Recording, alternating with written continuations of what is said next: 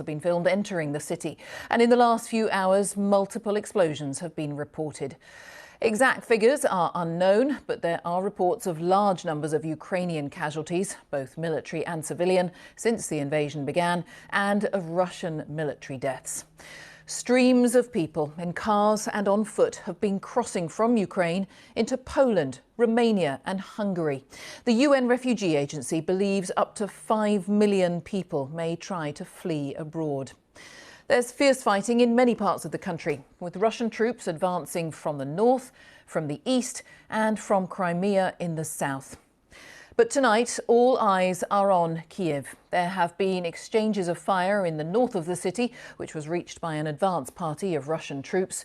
Ukrainian authorities say 18,000 machine guns have been handed out to volunteers who want to defend their capital, while Russia claims it's taken control of the Hostomel airfield to the northwest of the city, important for international cargo and a key military airbase. In our first report tonight, our correspondent Nick Beake looks at the day the nation's capital came under attack. The early sirens wailed in Ukraine's capital once more. But this was no rude awakening. No one had been able to sleep. The latest Russian bombardments had hit yet more homes, injuring the very civilians the Kremlin promised had nothing to fear from what it calls a targeted attack on the Ukrainian military. As we make our way through Kyiv, we find volunteers now bearing arms to protect their country.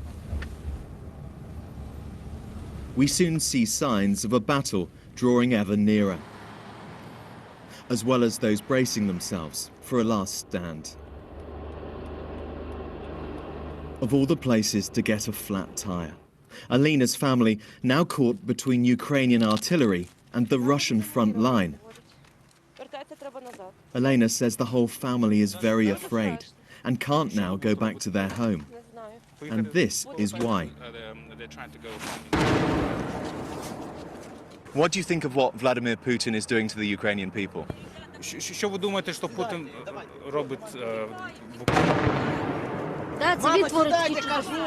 This is him, Elena's mother tells me. You can hear the artillery. That is outgoing fire from Ukrainian forces. That family has just left. The fear here is that very soon Russian forces will be making their way down here to take the capital. At the same time, Ukraine's president was trying to reassure a nation, pleading with the world to help them. For the second day, our cities experience bomb strikes, masses of tanks as well as airstrikes, which are similar to those which Europe has already seen during the Second World War and about which it said never again. But this is now how it is. It happens again. President Putin urged the military he was attacking to turn on their own government. I appeal to the servicemen of the armed forces of Ukraine. Do not let neo-Nazis and Ukrainian ultra-nationalists use your children, wives and the elderly as human shields. Take power into your own hands. Ukraine is under attack on many fronts. In Mariupol, in the southeast, destruction. In Sumy, in the northeast, battles rage. And here in the capital, in circumstances still unclear, horror as a tank drives over a car. Incredibly, the driver survived. And this is a pivotal battleground, an airport northwest of Kyiv. Its fate could be vital to that of the whole country. If the Russians succeed there, this will be one of the first neighborhoods they come through, Podil. Today it looks like any other in Ukraine. This queue is for the pharmacy. Maxim tells us he hopes any advancing Russians would not harm him and his family.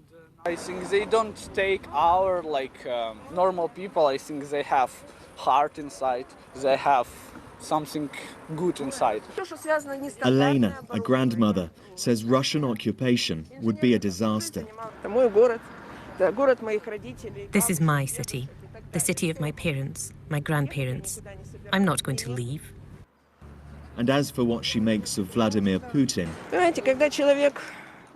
when a person is so inadequate, nobody knows what will come to his mind. This evening, the mind of President Zelensky was defiant. Speaking from the streets of Kyiv, he posted this message on social media.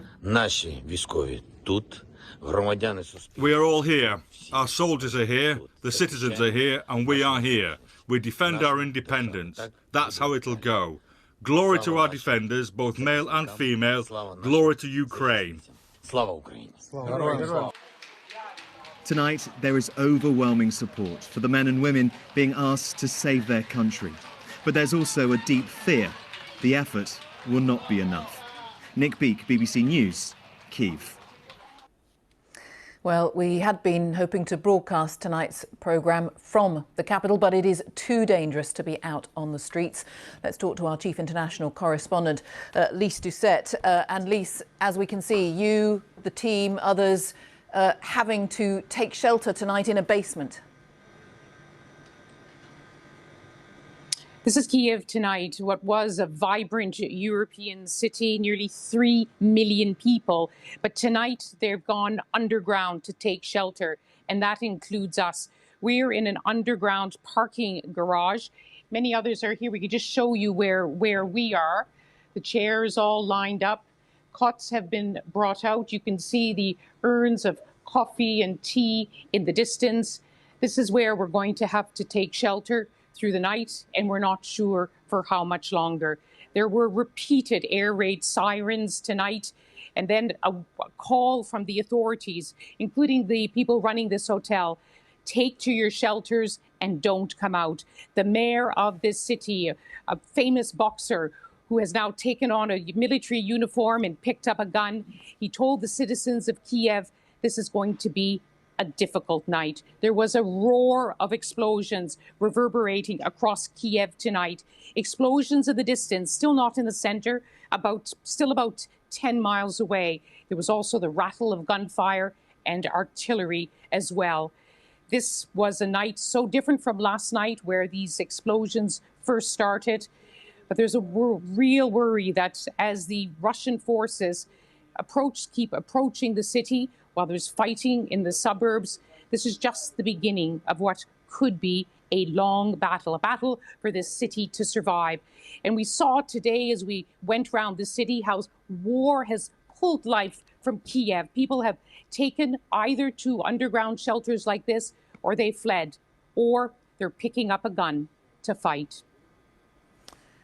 Lise, very many thanks. Do take care. Thank you very much. Lise Doucet there in the